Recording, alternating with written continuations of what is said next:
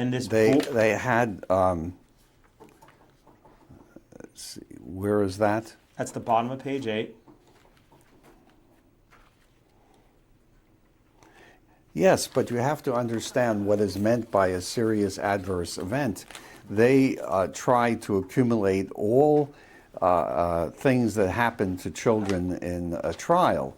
And when they say it's serious, they mean it's not something like pain in the arm or something that's relatively trivial. And then they evaluate whether or not the serious adverse event could be related to the vaccine or not. And what this says is that only one of those events was attributed to the vaccine. That's right. That's exactly what this says. What I'm Yes. asking, and you told me that the people that evaluate that is a board set up by the company, the pharmaceutical company seeking approval, correct? Yes, they Okay. set up the board and they choose individuals who are not employees of the company. But they choose the individuals, correct? They choose the individuals, yes. In your experience, Dr. Plotkin, in any given 30-day period, do 3.4% of children in this country experience a serious adverse event? Yes, that's quite possible. Okay.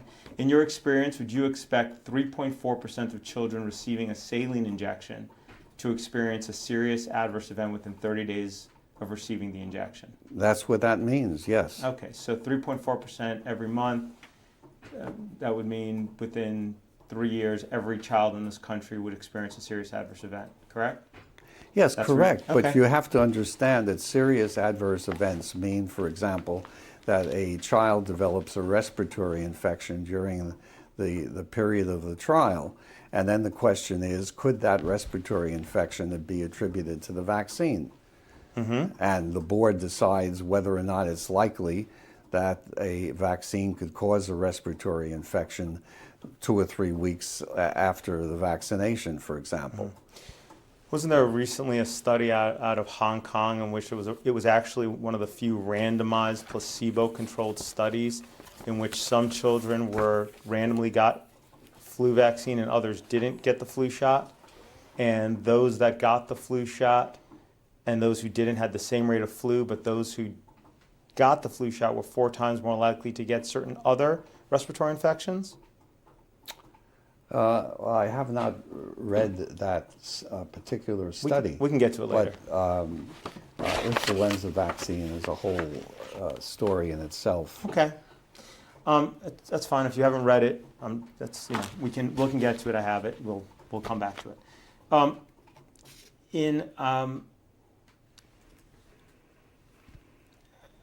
Now there's another Hib vaccine called Hibarex, right? And then which was licensed after Act Hib, correct? Yes. And in that clinical trial, they used Act Hib as the placebo to assess safety, correct? If you say so. Okay. All right. The CDC's pediatric schedule you testified earlier also includes vaccination for HPV, correct? Yes. Okay. I'm gonna.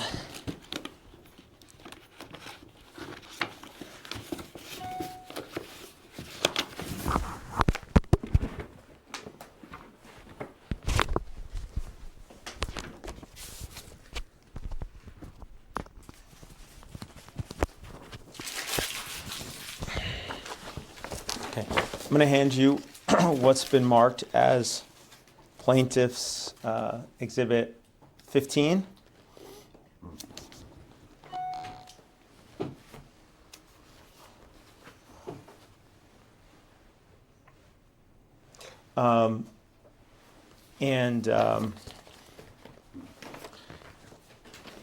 Sorry, handing it to you.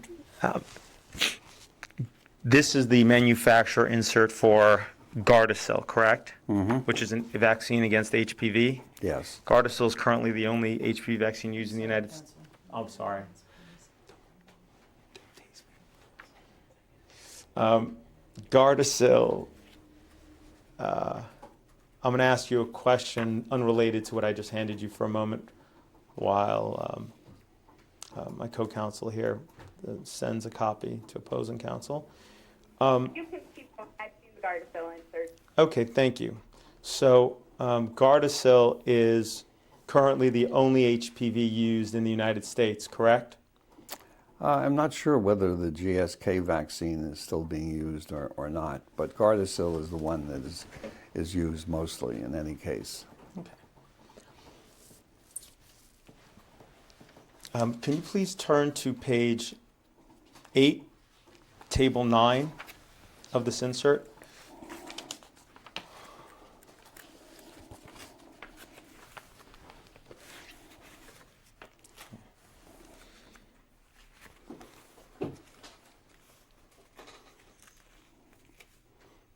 Okay. This table reflects girls and women 9 through 29 years of age who reported an incident condition potentially indicative of a systemic autoimmune disorder during the clinical trial, correct? Yes. Okay. The subjects receiving Gardasil show a rate of 2.3%. Right, so that means 2.3% of the girls and women in the clinical trial during a 6-month period had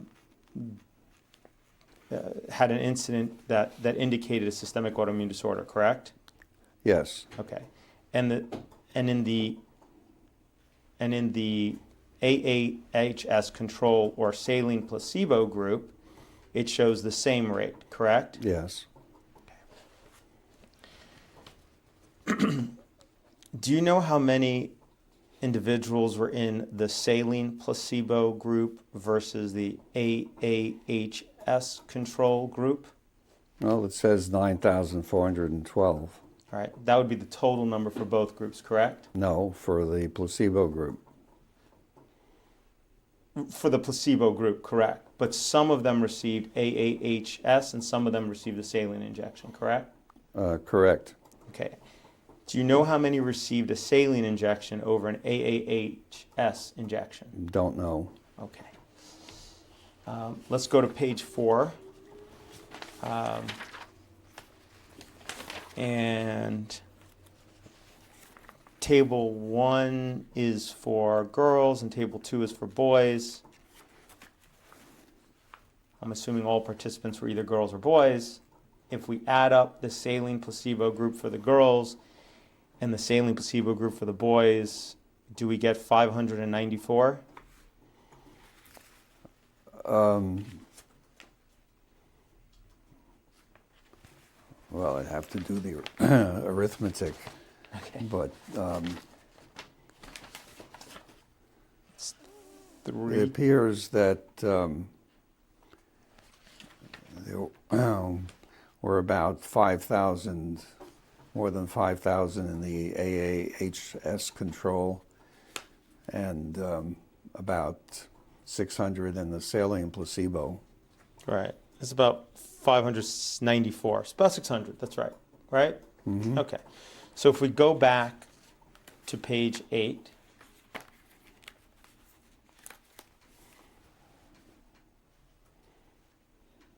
the saline placebo group had about 600, and the rest of them were AAH control, correct? Apparently, yes. Yeah. All right. What does AAHS stand for? The aluminum adjuvant. Okay.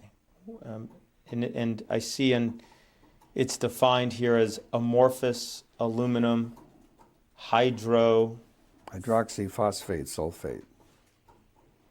right? Yes. All right, thank you. Which we'll refer to as AAHS, or the aluminum adjuvant. Yes. Good? Okay. AAHS is not an inert substance, correct?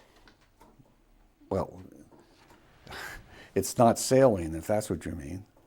But they use it as a control because they're trying to to determine what the reactions are to the HPV vaccine that contains the aluminum, and separating the reactions to vaccine from reactions to the aluminum. Make sure I understand that. Are you saying they're trying to determine what the rate of reactions is between the group that gets Gardasil Yes, with the group that gets the aluminum Yes. with the group that gets saline? yes, So they want to compare between those three distinct groups, correct? yes. Mm-hmm. Okay. And they did do that in table 1 and 2 that we just looked at on page 2. Yes, Page 4, correct? yes. Okay.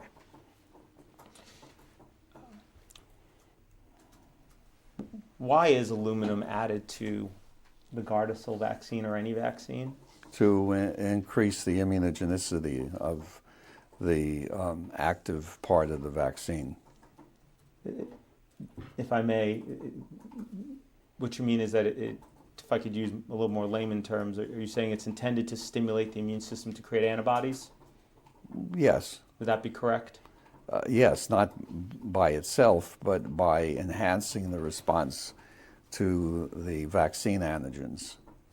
The antigens bind to the aluminum, Yes, and and the aluminum is persistent yes, and it remains in the body such that it continues to present the antigen such that antibodies can be created to it, correct? well, at least during the immediate period of vaccination, yes. Okay.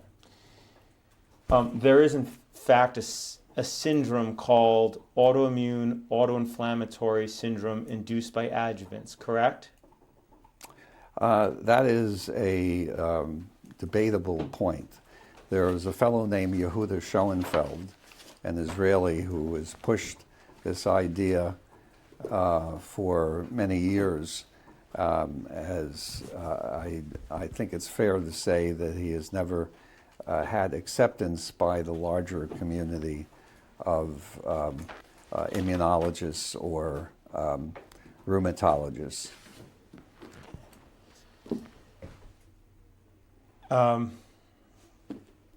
I am going to hand you what is being marked. Mm-hmm.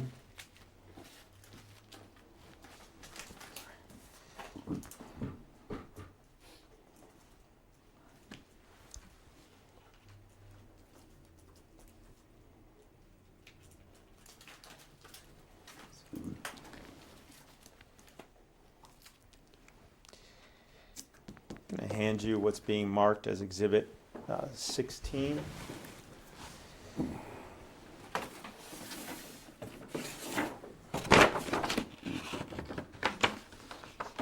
Yes. Are you familiar with this book? Generally speaking, yes. I can't say I've read it all, no. Okay. And it's entitled Vaccines and Autoimmunity, correct? Yes, correct. Okay. And it extensively discusses, it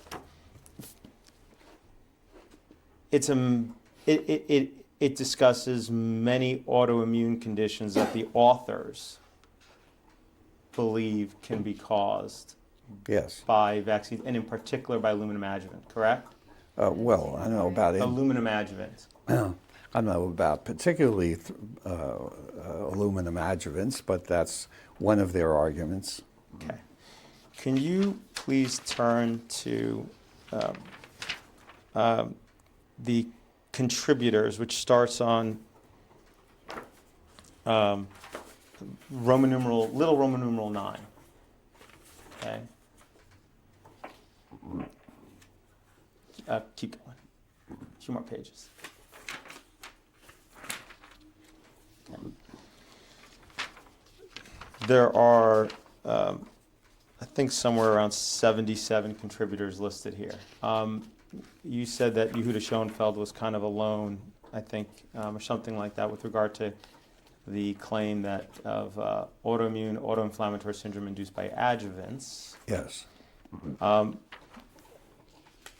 Can you just flip through and look at the universities that are listed here, where these over 70 professors hail from? Are these respected institutions of medicine around the world? Well, first of all, Counselor, I'd have to go over the CVs of each of the people here. I don't know what their role is at the universities. As I said before, first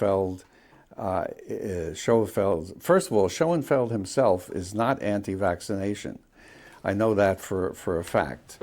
On the other hand, at least one of his co-authors, Tom Tomljanovich, is a well-known anti-vaccination person who's written a lot about how terrible vaccines are.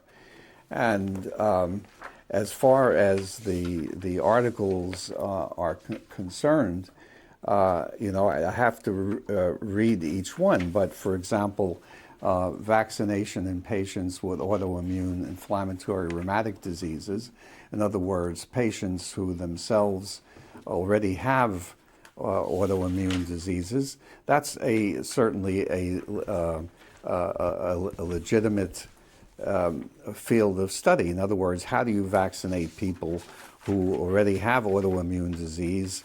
Could their vaccinations make things worse? But that doesn't necessarily mean that the vaccines themselves cause disease.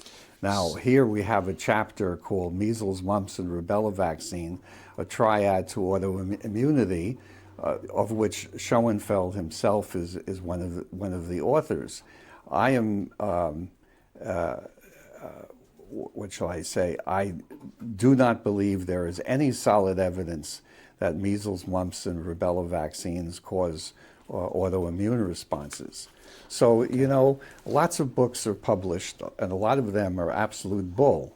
Are you saying that this book is bull? I haven't read the whole thing, but I am almost certain that there's a lot of bull in it, judging from the editors. Without reading it, right? Without reading all of it, yes. Okay. Are you familiar with the Tel Aviv Sourowski Medical Center? No. Okay.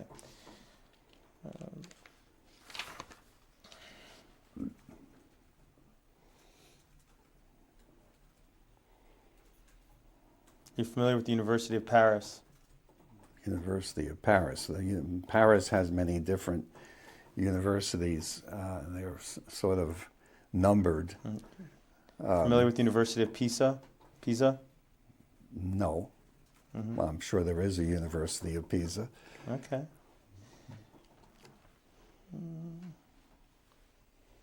You familiar with the Technion, Israel Institute of Technology? Yes. The Rappaport School of Medicine? Mm-hmm.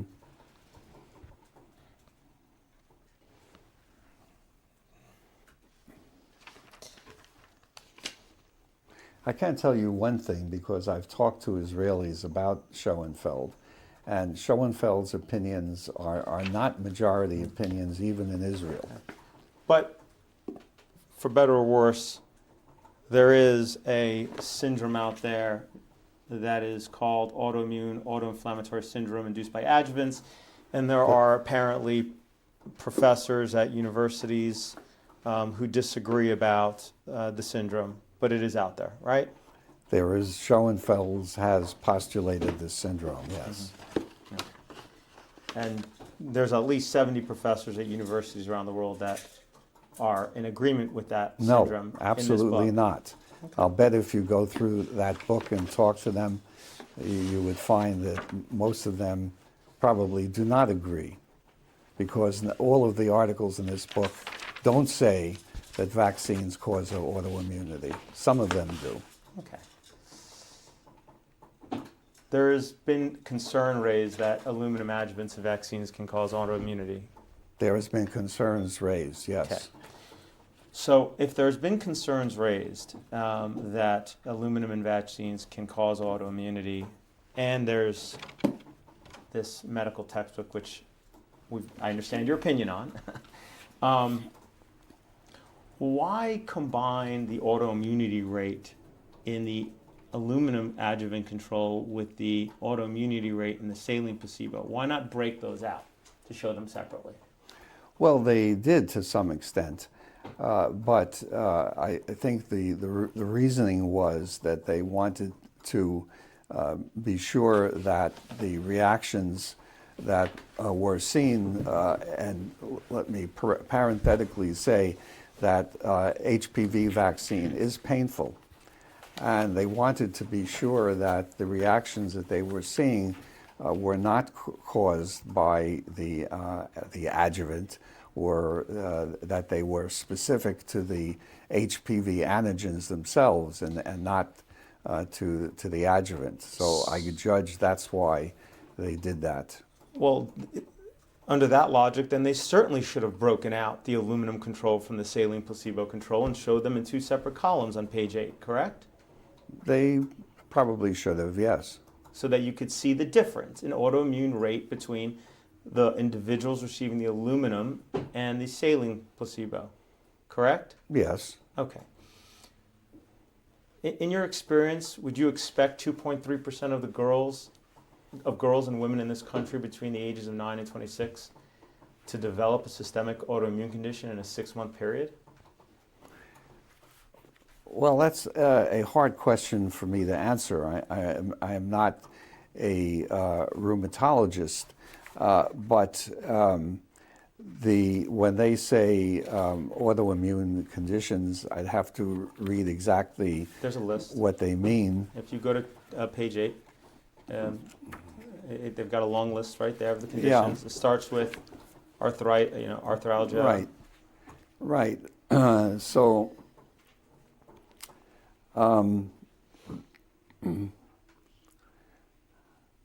Yeah, so they have included just about everything that you could consider an autoimmune disorder, and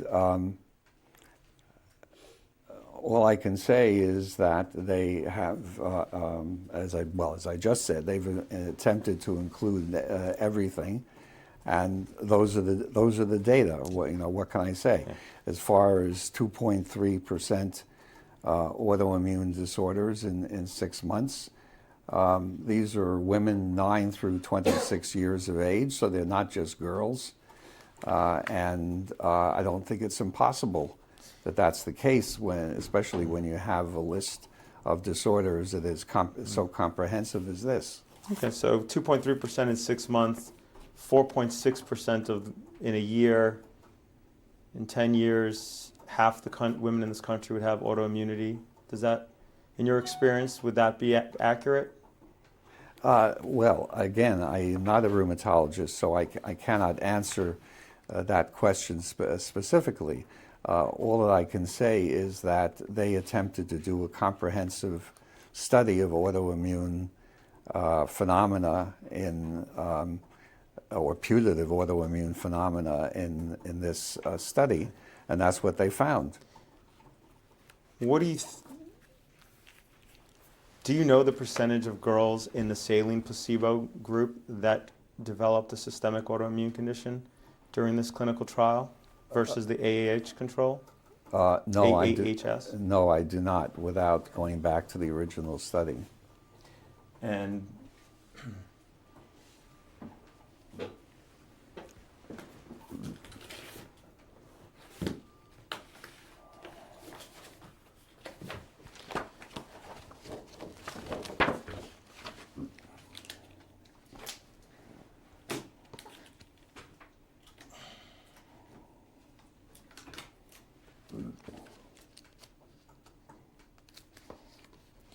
Dr. Plotkin, I'm going to hand you what's been marked Plaintiff's Exhibit 17. This is the clinical trial data for the saline placebo control group in the Gardasil trial.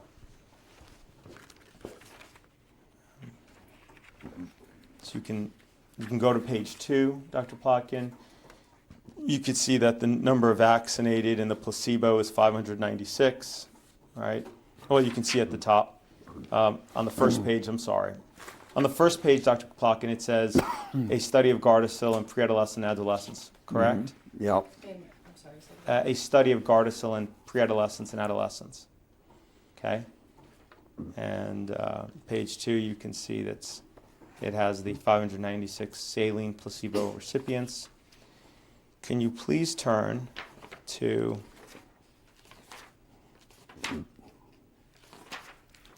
the serious adverse event section, which is 1, 2, 3, 4, 5, 6, 7, the 7th page. They don't print with page numbers, unfortunately.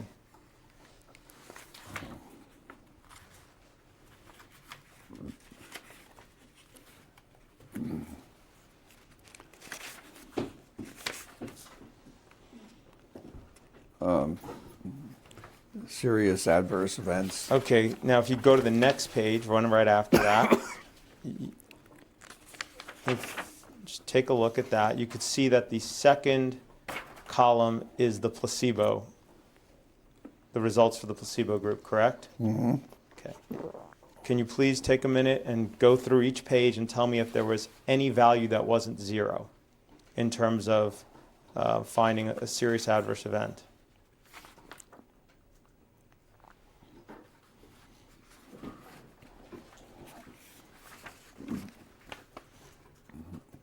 No, I don't see any. Okay. So in the saline placebo group during the trial, there was not a single systemic autoimmune disorder that was reported, but yet there was 218, 2.3% in, or maybe more actually, in the AAH control when you pull out the saline placebo group. Let me ask. Again, Go ahead, you'd have please. to do the arithmetic, but if you subtract the 600 or so from the total, you could easily figure out the percentage in the aluminum group. All right, so let's do that. Let's do that. So there's 900,412 in the aluminum group. Excuse me, in the total, in both groups combined. Yeah. If we pull out the saline placebo group of 594 from the 9,412, would that make the 2.3% number go up or down? It would go up slightly. That would be, I'd have to go back and look at the numbers, but that would be reducing the total to about 8,800. And so I guess that would be in here, right? Go to page 8.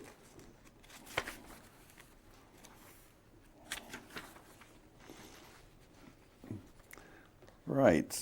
So the point is that if they would have broken out, It would be 200 over 8,800. And I doubt if that would show a significant difference between the Gardasil and the AAHS group. so the Gardasil group would show 2.3. It shows 2.3%. Yes. If we took out the saline placebo group from the second column, it would show 2.3 or above, around 2.3 still, correct? Maybe A little higher, 2.4, 2.5, yeah. 2.5. And then if we had a third column that was just the saline placebo, it would show 0%. Yeah. Okay. Wouldn't that have been a significant finding to report? And I don't think you'd have to ask a statistician, but I doubt that the statistical difference would be significant. Doesn't it at least caution having a larger saline placebo group if your concern is statistics in terms of statistical power, which I Yeah, assume? they might have done that. But they didn't do If that. yes, I don't know what that decision was based on, but if you're talking about implication of aluminum, there at this point there's really no reason to suspect that aluminum by itself can cause autoimmune disease. Here is the pre-licensure clinical study in which 2.3% of participants in the Gardasil group and in the control group had a systemic autoimmune disorder, and it was deemed safe because they were around the same rate, right? Yes. But the saline placebo group that didn't get the aluminum adjuvant had a 0% right? A small group, yes. Of 594. Yeah. And so the vaccine apparently, if you turn back, Dr. Plotkin, to page 4, please, of the Gardasil insert.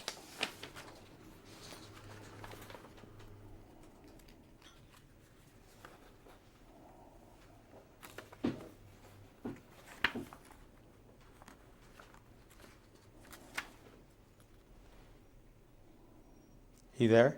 Yeah. Do you see that they break out Gardasil in one column, those who received AAHS control in another, and those that had saline placebo in a third column? Right. And that's with only 320 participants in the saline group in table 1, correct? Yes. Okay, and in table 2 they break it out as well, correct? The saline group from the AAHS control group? Yes. If you turn to page 5, they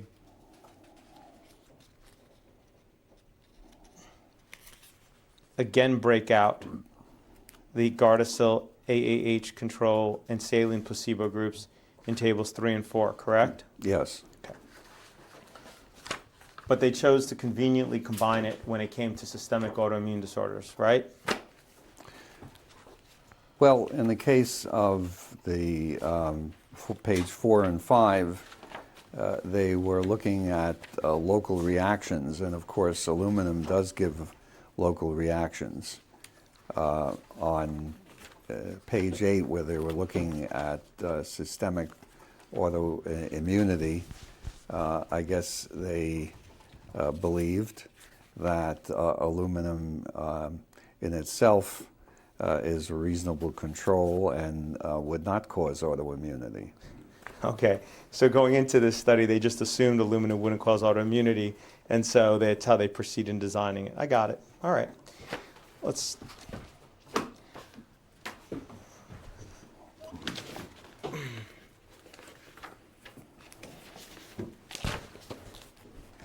All right.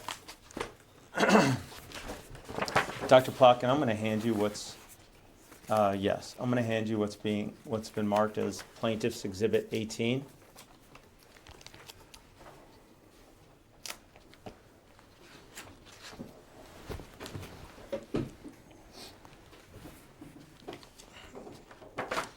This is a, oh, did you send it?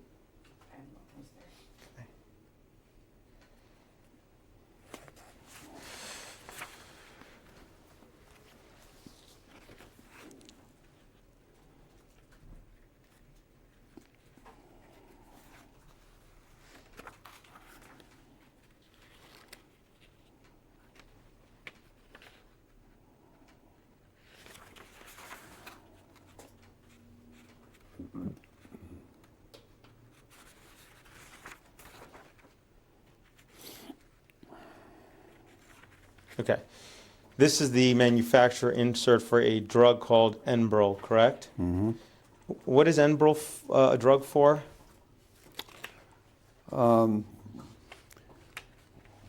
Well, it's essentially an immunosuppressive, and it's I think it's used a lot for in autoimmune diseases and cancers. This is a drug given to sick people, not healthy people, correct? Right. Unlike vaccines, which are typically given to healthy children and babies, right? Right. Okay. If you turn to page 10, Dr. Plotkin, go all the way to the bottom, the 6.1, section 6.1, clinical studies experience. Mm-hmm. The very first line under 6.1 says, the data described below reflect exposure to Enbrel in 2,219 adult patients with RA followed for up to 80 months. Mm-hmm. So in studying this drug given to 6 people, they reviewed safety for up to 6.5 years, Mm-hmm. correct? And they also used... There's no answer to the question. Oh. As you're speaking. Oh, sorry, say... When you say correct, there's no You're right. answer. I apologize. Okay. Just Was that a yes, Dr. Plotkin? Yes.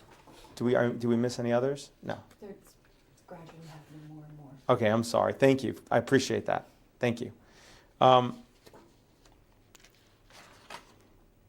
And the placebo group here was, in this study, was a saline placebo for all controls, correct? Yes.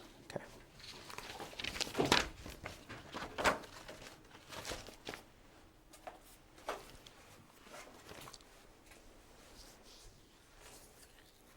So what is your point?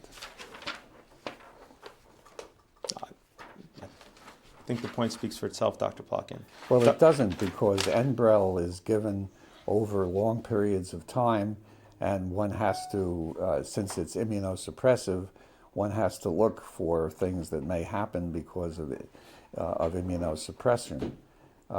Vaccines are given at particular times and are generally not continuously given over long periods of time.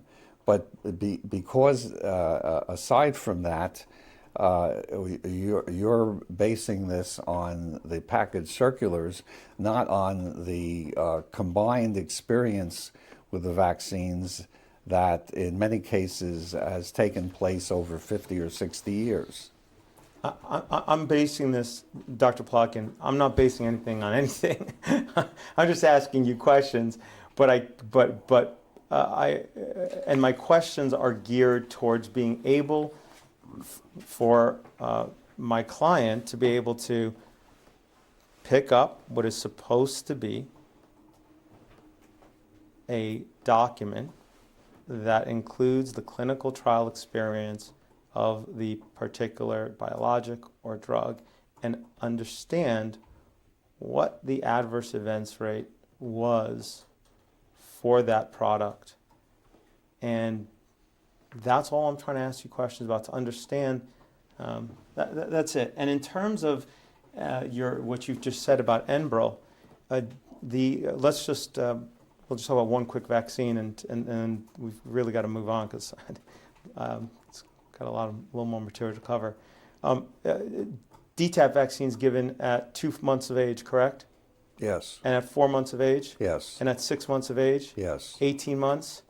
Yes. At 3 to 4 years of age? Yes. Then again at 11 years of age? Yes. In the slightly Tdap version? Mm-hmm. Okay, so here you have just one vaccine, put aside the other one, that is given over an extended period of time, but yet as we saw, as the manufacturer interest will show, there is no clinical trial that I'm aware of, and I'm happy for you to show me or produce one that actually does what the study in Enbrel does, which is has a saline placebo-controlled group and reviews safety over anything more than typically a few days or 30-day period. I dispute that. I think it is almost certain, or certain in my mind, that they observed the patients over a longer period of time, but that they looked specifically for acute reactions during the first few days after immunization. And also, I add to that, and I insist on repeating, that one has to look at the total experience with a drug or a vaccine over a period of time, not simply what is in the FDA package circular. So are you saying that instead of relying on clinical data, saline, inert placebo-controlled studies, we should just rely on the experience? Well, isn't it true that there's a lot of people out there? In fact, you've said used a lot of adjectives for them today so far, who are out there and say that their experience is that vaccines have caused all kinds of serious adverse reactions. Isn't that precisely what is on section 6.2 of each of those inserts? If your approach is used, why are they not given equal weight? I mean, if that's the way we're going to do science. I'm asking for the clinical data. Science depends on a body of work. It does not depend on any single studies. It depends on repetition, on data that confirm other data. And so you cannot take any single study and rely on that and say that is the truth. The truth comes out of repetition and experience. So is your point just to trust you versus actually have the actual data to support? No, it's the accumulation of data. And you can provide the data to support everything you're saying here today, correct? Everything that I'm saying is in this book.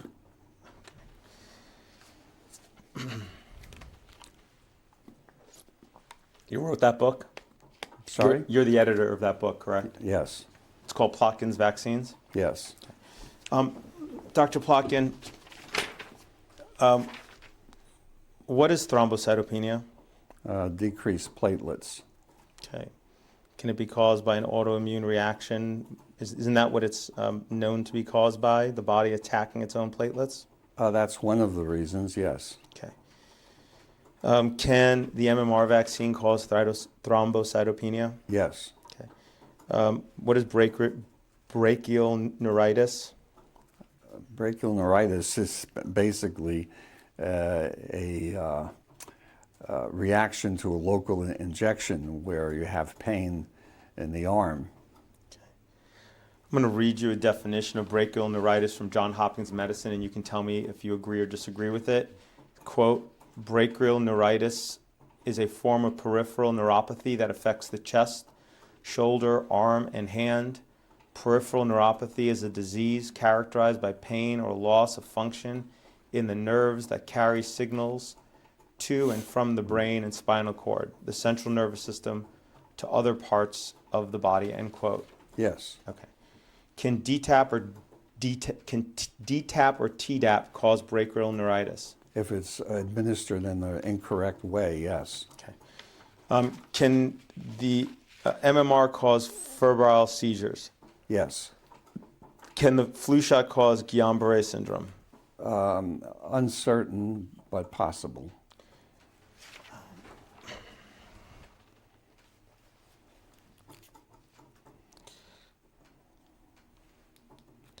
Can the DTaP or Tdap cause Guillain-Barré syndrome? Not that I'm aware of. Hepatitis B cause Guillain-Barré syndrome? Again, I don't think the evidence supports that. Guillain-Barré syndrome is a not uncommon event, particularly in adults. After vaccination, is that what you mean? No, I mean in general. In general, okay. Can the hepatitis B vaccine cause encephalitis? No, I would say definitely not. Okay. Can the MMR vaccine cause acute or chronic arthritis?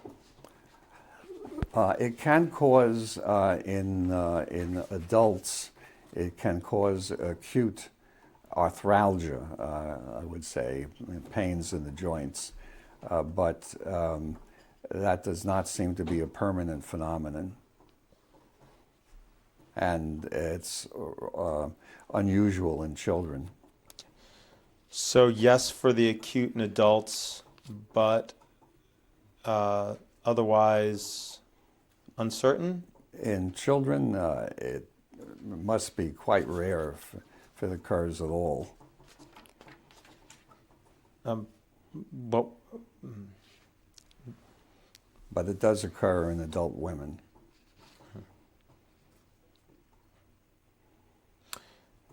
Can the flu shot, DTaP, or Hep B cause transverse myelitis? I would say that's unlikely.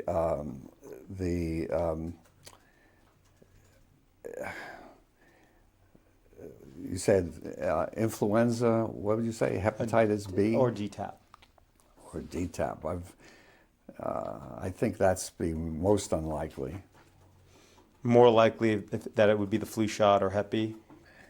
Well, it's difficult with influenza because it's such a widely used vaccine, but I don't see any medical reason why any one of those vaccines should cause transverse myelitis. But it has been reported. It has been reported. Influenza, I suppose, maybe, but I'm not aware of any proof. Are you aware that, okay. Can hepatitis B or the flu shot cause fibromyalgia? Fibromyalgia, that's such a vague syndrome. It's, again, difficult to know, but, and influenza is, there are some differences between influenza vaccine and other vaccines, but with hepatitis B, I don't see any reason why it should cause fibromyalgia. So no on the hep B and maybe on the flu? Yeah, I guess boils down to that.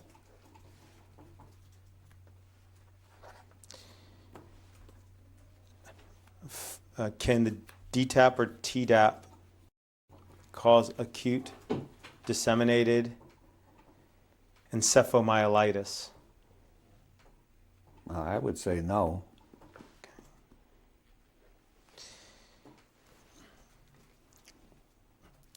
Can the hepatitis A vaccine cause autoimmune hepatitis? Oh dear, no. Can hepatitis B cause lupus? I see no reason why it could. That's a no? No. Can influenza cause lupus? Influenza vaccine. I can see no mechanistic reason why it would, and so I would say no. Okay. Can the hepatitis B vaccine cause rheumatoid arthritis? There have been studies along those lines, and I would say that they're unconvincing as far as the vaccine causing rheumatoid arthritis. The difficulty is that rheumatoid arthritis is a common disease, and it of course occurs frequently in adults, so it's very difficult to know whether some precipitating event could have caused it. But at this point, I would say no. Vaccines are also commonly given to most people in the country, correct? They're often given, yes. So determining causality really requires a double-blind placebo-controlled study, correct? It does if you want to be certain, or at least a statistically strong relationship. What do you mean by statistically strong relationship? I mean a situation where you have a comparative group and you can say that compared to the comparative group that the association you're looking at is statistically different than the control group. And from that, you believe you can determine causation? Well, you can determine association. Then you have to look and see whether there is some kind of biological explanation. Well, isn't it difficult to determine association? Isn't it difficult to determine association when it comes to vaccines and a alleged injury, because everybody's, for the most part, gets vaccinated?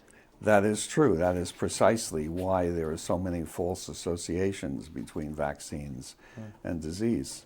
Isn't it also the reason then that careful preclinical studies using an inert placebo should be conducted before licensure? It would be ideal to do so, but one would also have to would have to be very large studies and covering different age groups. Right. And by and large, those data come out much later after experience with a vaccine used in thousands or millions of people. Well, that of course presumes that the adverse events are long-term adverse events are rare, doesn't it? Yes. Okay.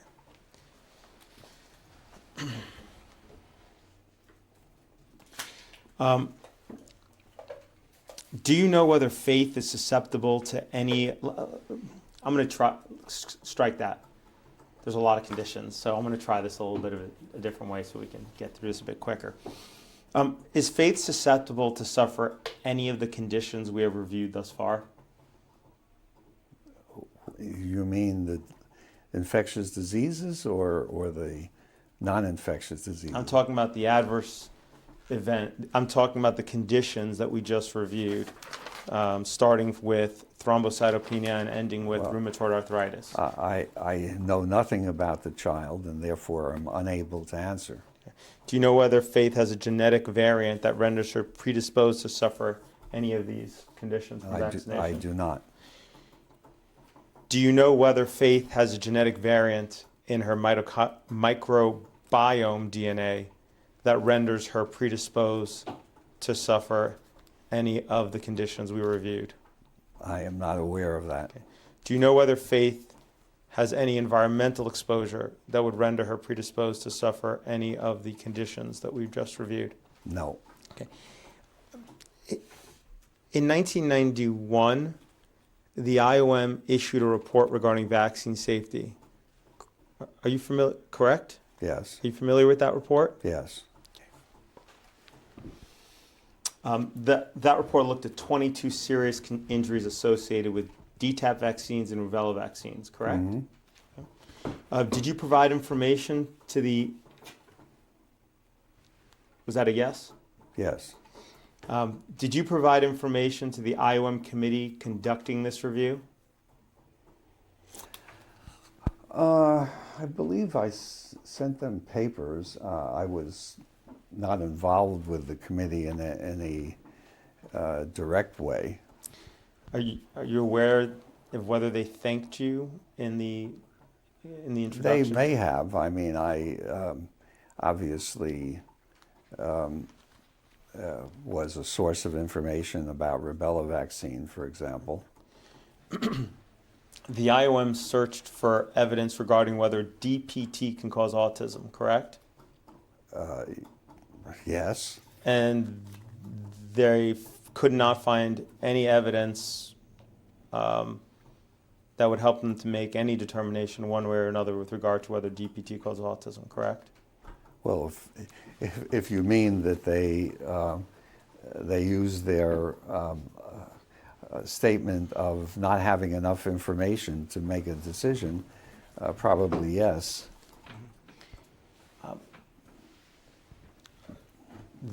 Do you recall that they had 5 categories of conclusions, Dr. Plotkin, in that Yeah, report? something like that. Yeah. Okay. The first category,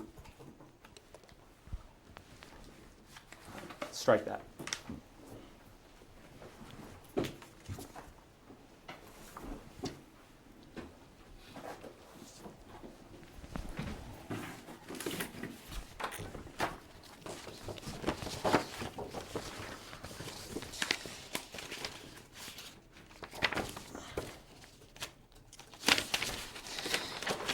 Do you recall that the first category was no evidence bearing on a causal relation?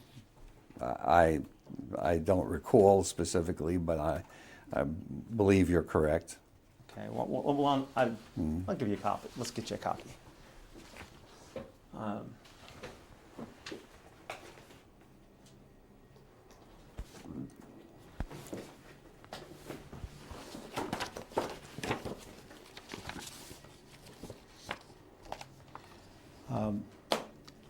Going to hand you, Dr. Plotkin, what's being marked as Exhibit 19.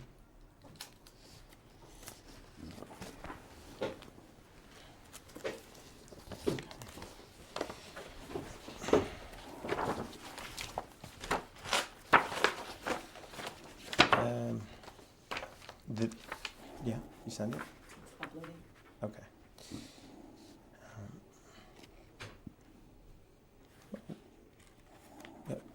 Dr. Plotkin, the title of this is The Adverse Effects of Pertussis and Rubella Vaccines, correct? Yes. This was by the Institute of Medicine in 1991. Mm-hmm. Okay, so if we go to all the way. If you go to the second to last page, Dr. Plotkin, I suspect that's what you're looking for. All right. This is a table of the summary of conclusions by adverse event for DPT and MMR, correct? Yes. Okay.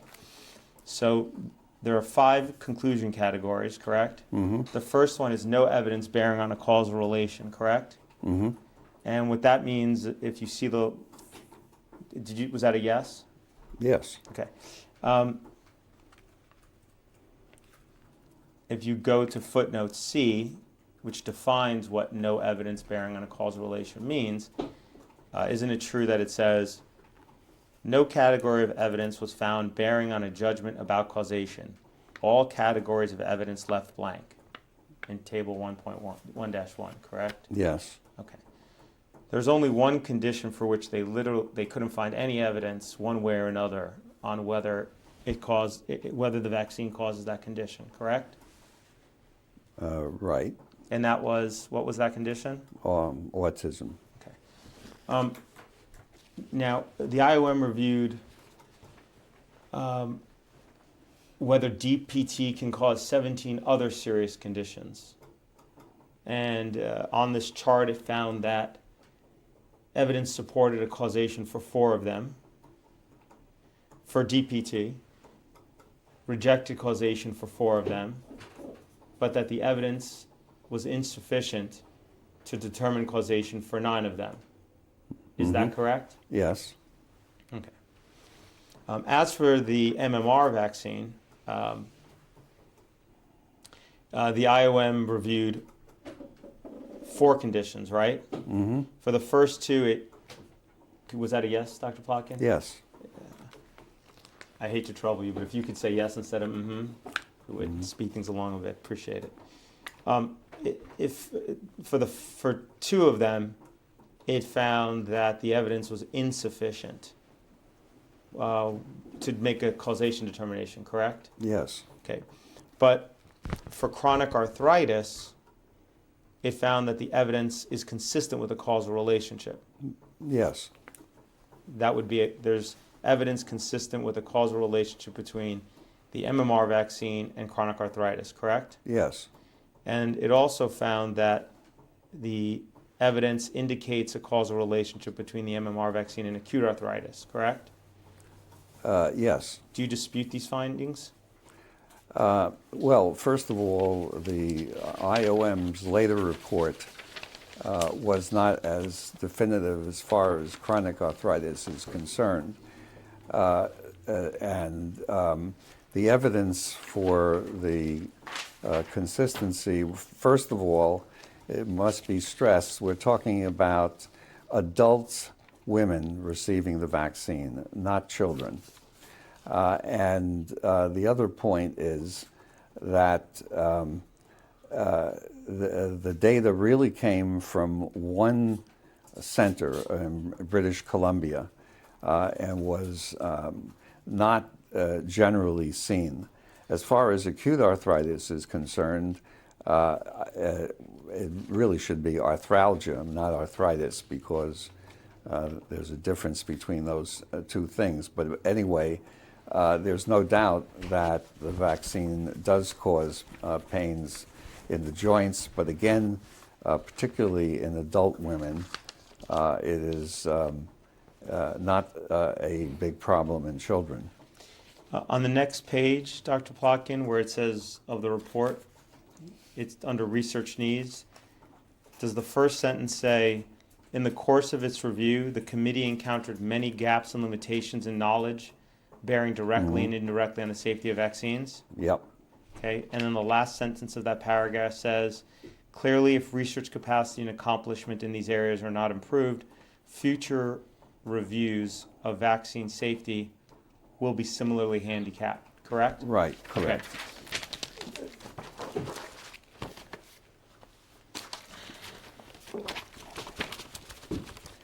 So I think it's worth pointing out that the vaccine community did respond to those conclusions, and that In particular, CDC set up a situation with centers like Kaiser Permanente in California, where they do very elaborate safety studies because they have a large populations receiving vaccines or not receiving vaccines, and they can do comparative studies. And in addition, WHO has set up safety